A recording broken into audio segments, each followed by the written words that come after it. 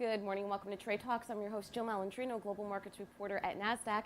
Joining me live at MarketSite is Rina Plapler. She's the co-author of Brand Intimacy, a New Paradigm in Marketing. Thank you very much for joining us Thank you. at MarketSite. Now, you just launched in October 2017. It's an Amazon #1 bestseller. Tell us about the book.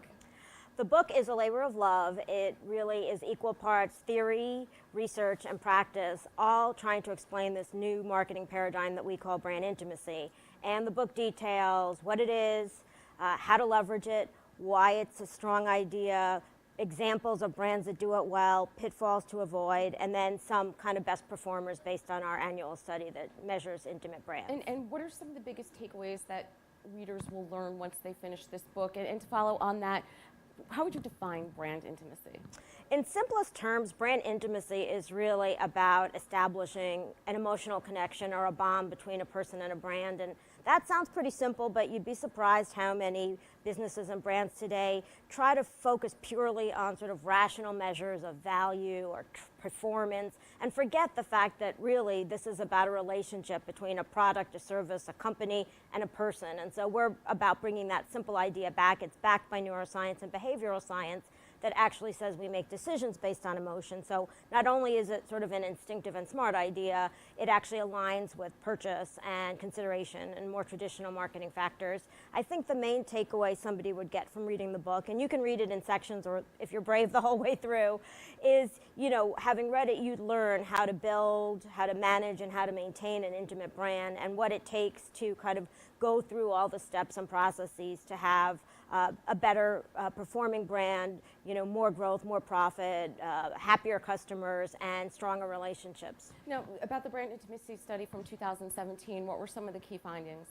Well, what was interesting in 2017 is that the entertainment category really skyrocketed in our study, and we thought, you know, it was a difficult year for many and sort of a lot of tendency towards cocooning, kind of binge watching your favorite shows. Been there. Exactly. And so we saw the rise of brands in that category pretty high. We also saw the continued strong performance of some leading, tech brands that continue to do well. In fact, we found that any brands in the smartphone ecosystem, so apps, social platforms, manufacturers, perform stronger than brands outside it. So one strong takeaway is if your brand currently isn't in the smartphone ecosystem, I would recommend you get in it because it, by its nature, being an intimate device and something we use all the time, is a good way to foster that bond and connection. It's really interesting because when I go to websites, the first thing I look for is there an app to go along with it, and I never connected the two. You're a living example day, of right? being an intimate user. So let's wrap it up with this. For the 2018 study, what predictions do you see for that? And what are some challenges that companies need to overcome to be successful with brand intimacy?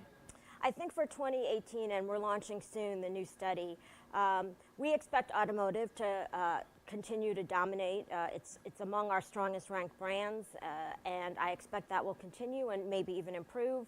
I'm also interested to see the impact of the merger between Amazon and Whole Foods. That was such a newsworthy story last year that its impact on their brands together will be an interesting thing to see. So I think those are some sort of early indicators. In terms of what businesses or brands need to do, I'd say, you know, at the end of the day, it's about building a relationship. It's about establishing bonds. Think of reciprocity, not just pushing things, but pulling. How do you invite engagement with your audience?